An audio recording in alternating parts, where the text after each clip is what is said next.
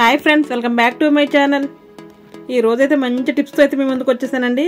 ఇప్పుడు మనం మొదటి టిప్ చూసేద్దాం. దోశ కానీ ఇడ్లీ కానీ మనం బ్యాటర్ రెడీ చేస్తూ ఉంటాం కదా, పిండి గ్రైండర్కి మిక్సీకి పట్టి ఒక బాక్స్లో కానీ డబ్బాలో కానీ స్టోర్ చేస్తూ ఉంటాము. నేనైతే ఇలా ప్లాస్టిక్ బకెట్లో పెడతానండి, చిన్న సైజు బకెట్లో. ఇలా మనం రుబ్బు రాత్రి పెడితే పొద్దుటికల్లా బయటకైతే పొంగిపోతూ ఉంటుంది. అలా పొంగకుండా ఉండాలంటే మంచి టిప్ అండి. మనం సగమే వేస్తాం పిండి, కానీ నిండా వచ్చైతే బయటకు పొంగిపోతుంది ఎంత తక్కువ వేసినా. అలా కాకుండా ఉండాలంటే కొద్దిగా మనం వంట నూనె ఉంటుంది కదండి, వంట నూనె తీసుకుని మనం ఏ బాక్స్లో అయితే మనం పిండి తీసుకున్నామో అదే బాక్స్లో చుట్టూ అయితే మాత్రం ఖాళీ ప్లేస్ ఉంది కదా, ఖాళీ ప్లేస్కి అయితే మాత్రం ఆయిల్ చివరైతే అప్లై చేయాలండి, కింద వరకు అయితే అసలు అవసరం లేదు. రాత్రంతా పిండి పులుస్తుంది కదండి, పులిసిన తర్వాత పైకి పొంగిపోకుండా ఉంటుందన్నమాట. అక్కడి వరకు వచ్చి ఆయిల్ అంటించిన చోట నుంచి మళ్ళీ పిండి రివర్స్లో కిందకైతే వెళ్ళిపోతుంది.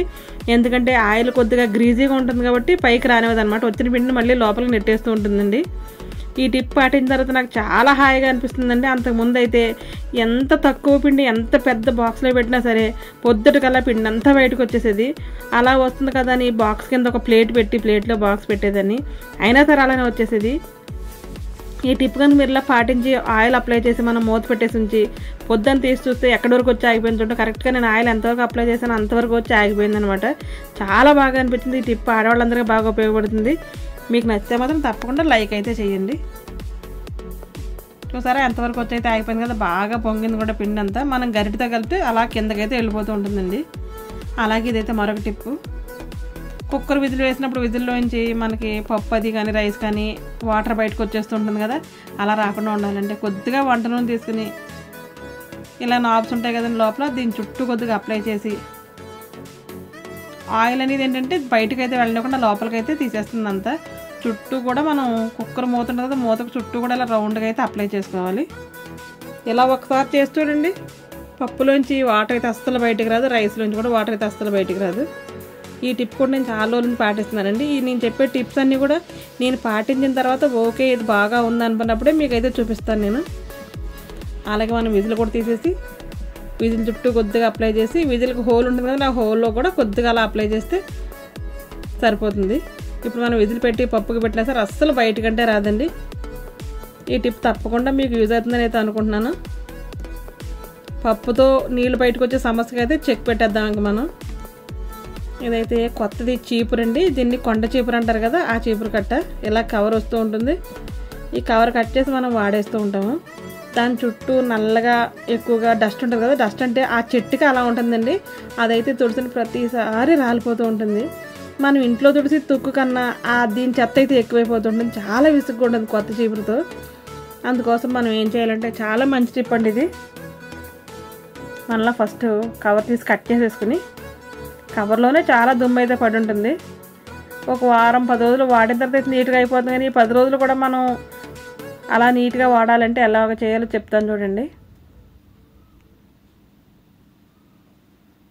ఇలా చీపురు తులిపేసి మనం అయితే ఇల్లు తుడుచుకుంటూ ఉంటాం. అసలు తుడిచిన తర్వాత కూడా మళ్ళీ అలా వచ్చేస్తూ ఉంటుందండి. డబల్ అయితే పని అయితే అయిపోతూ ఉంటుంది మనకి.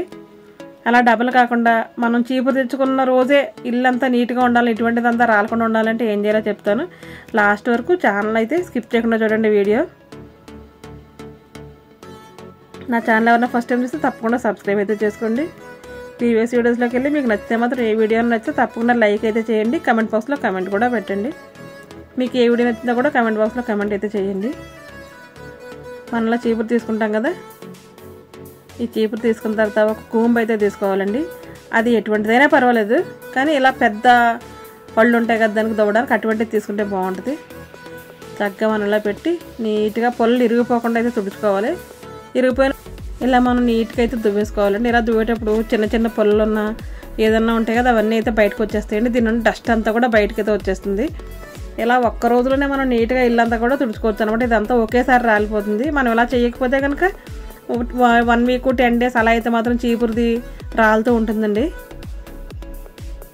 నేను మాత్రం ఇలా చేయడానికి అయితే మాత్రం 2 కోమ్స్ అయితే పాతవి పక్కన పెట్టేస్తాను. అటువంటి కోమ్ లేకపోయినా పర్లేదండి, ఇలా పెద్ద పళ్ళతో ఉంటుంది కదా, అటువంటి కోమ్ తీసుకుని చక్కగా మనం హెయిర్ అలా చిక్కు తీసుకుంటాం. అలా అయితే నీట్గా అన్నేసుకోవాలి.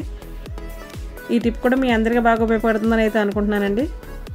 మీకు ఈ టిప్స్లో ఏ టిప్ అయితే బాగా నచ్చింది, ఏ టిప్ అయితే మీకు యూజ్ అయ్యింది, ఏ టిప్ మీరు చేశారన్నది నాకు తెలియాలంటే తప్పకుండా కమెంట్ బాక్స్లో కమెంట్ అయితే పెట్టండి.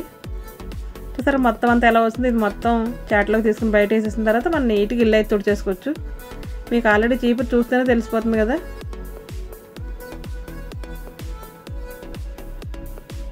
ఇప్పుడైతే మరొక టిప్ అండి. ఇదేంటంటే లైటర్ కానీ ఇటువంటిది మన గ్యాస్ హ్యాండిల్ చేస్తున్నాం కదా, కార్ అంటాం ఇది కానీ, ఇవన్నీ కూడా చాలా జిడ్డుగా అయిపోతాయండి. మనం బ్రష్ పెట్టి, సోప్ పెట్టి, తోమి, స్పాంజ్ పెట్టి రకరకాలు చేస్తూ ఉంటాం కదా. అలా చేయక్కర్లేదండి, చాలా ఈజీగా అయితే క్లీన్ చేసుకోవచ్చు. అది ఎలాగ చెప్తాను చూడండి. దీన్నే ఏమంటారంటే వజ్రాన్ని వజ్రంతోనే కొయ్యాలి, ముళ్ళును ముళ్ళుతోనే తీయాలి అంటే ఇదేనేమో. పెద్దలు ఎప్పుడో చెప్పారు కదా సామెత, అది కరెక్టే. ఇలా స్టవ్ వెలుగుతున్నాను మనం. ఈ లైటర్ చక్కగా వేడైతే చేసేసుకోవాలి. ఇలాగా దీన్ని ఎక్కువగా ఆయిల్ జిడ్డు ఉంటుంది, దాని మీద దుమ్ము పడి మురికి పడుతూ ఉంటుంది కదా. ఇలా కొద్దిగా వేడి చేసుకున్న తర్వాత ఇలా టిష్యూ పేపర్ తీసుకుని నీట్గా తుడుచుకుంటే చాలు, నీట్గా అయిపోతుంది. దానిలో ఉన్న జిడ్డు అంతా కూడా గట్టిగా పట్టేసింది కదా. ఈ వేడికైతే మాత్రం ఆయిల్ మొత్తం కరిగిపోతుందండి. టిష్యూస్ ఇంట్లో లేకపోయినా మామూలు కాటన్ క్లాత్ పెట్టిన సరే తుడిచేసుకోవచ్చు, లేదంటే మామూలు న్యూస్ పేపర్తో కూడా తుడుచుకోవచ్చండి. చాలా ఈజీ అంటే లైటర్ క్లీన్ చేయాలంటే మనకి చాలా విసుగ్గా ఉంటుంది. మనం వాటర్ వేసి కడిగేస్తే మళ్ళీ లైటర్ పనిచేయదేమో ఏంటని ఆలోచిస్తూ ఉంటాం కదా ఆడవాళ్ళం. అదేం ప్రాబ్లం లేకుండా ఈ వర్షాకాలంలో లైటర్స్ సరిగ్గా పనిచేయండి. అప్పుడు కూడా కొద్దిగా ఇలా వేడి చేసి మనం ఇలా టిష్యూతో తుడిచేసామంటే లైటర్ కూడా చాలా బాగా పనిచేస్తుందండి. వెలగడం కూడా చాలా త్వరగా వెలుగుతుంది. లైటర్ సరిగ్గా లేకపోతే గ్యాస్ చాలా వేస్ట్ అయిపోతుంది.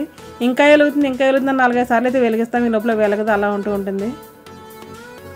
చక్కగా ఎక్కడ జిడ్డుగా ఉంటే అక్కడ మొత్తం వేడి చేసుకుని మొత్తం ఇలా క్లీన్ చేసుకుంటే క్లీన్ అయిపోతుందండి. సేమ్ ఇలాగే మనం చూపించిన ఇందాక మనం రైస్ అయితే తీసుకునేది అది ఉంది కదా కార్, అది కూడా ఇలాగ నీట్గా వేడి చేసేసి మనం చెయ్యాలి, తుడిచేస్తే పోతుంది. చూసారు లైటర్ అయితే కొత్త దానిలా అయితే అయిపోయింది. నీట్గా అయితే అయిపోయిందండి. జిడ్డు కూడా అస్సలు లేదు, చేతులకి అయితే అస్సలు అంటట్లేదు. ఎంత మురుగు వచ్చిందో చూసారా. ఇదే మనం సోప్ వేసి కడిగి ఇవన్నీ చేస్తాం కదా, లైటర్ అయితే పాడైపోతుంది అలా చేస్తే. ఈ టిప్ మీకు నచ్చింది అనుకుంటే, నచ్చితే మాత్రం తప్పకుండా ఒక లైక్ అయితే ఇచ్చేయండి. మీరు ఇచ్చే లైక్ నాకు చాలా అంటే చాలా యూస్ఫుల్గా ఉంటుంది.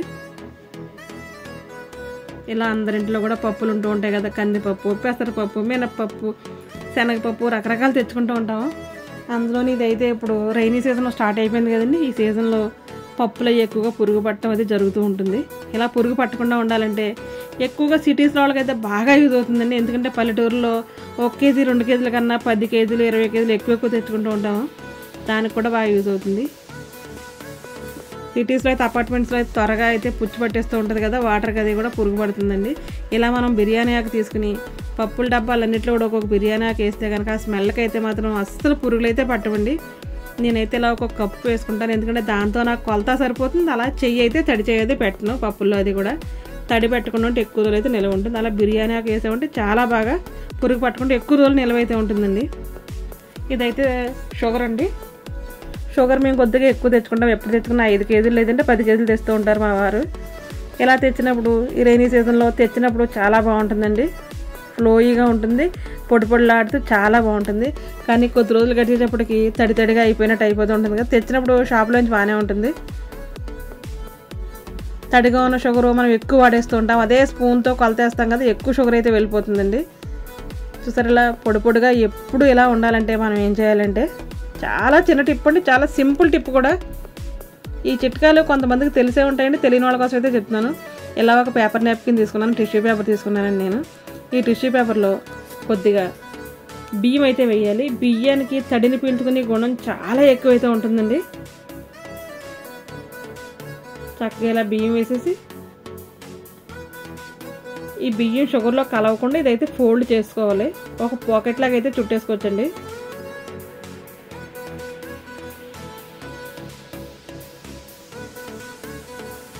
ఇలా పాకెట్ లాగా చుట్టేసి ఈ షుగర్ డబ్బాలు అయితే పెట్టేయాలి. నేనైతే 10 కేజీస్ తెప్పించాను. 2 డబ్బాలు కూడా 2 ప్యాకెట్స్ అయితే రెడీ చేసి పెట్టుకున్నానండి. అలాగా మనకి దీనికి తడిని పీల్చుకునే గుణం చాలా ఎక్కువ ఉంటుందండి. టిష్యూ కనుక తడిగా అయిపోతుంది అని అనిపించినప్పుడు మనం ఈ పేపర్ ఇది తీసి మళ్ళీ ఇంకోటి అయితే వేసుకుని అయితే ఇలా పెట్టుకోవాలి, ఇంకొక దాంట్లో వేసుకుని. చక్కగా ఇలా పెట్టేసి మూత పెట్టేసామంటే అస్సలు షుగర్ ఎన్ని రోజులు అంటే చాలా మందికి పులిసిపోతూ ఉంటుంది కదా, అంటే పుల్లగా అయిపోద్ది అంటే తడిగా వచ్చేసి, అలా అవ్వకుండా అయితే మాత్రం ఉంటుంది. ఈ టిప్ కూడా మీ అందరికీ బాగా నచ్చిందని అనుకుంటున్నాను.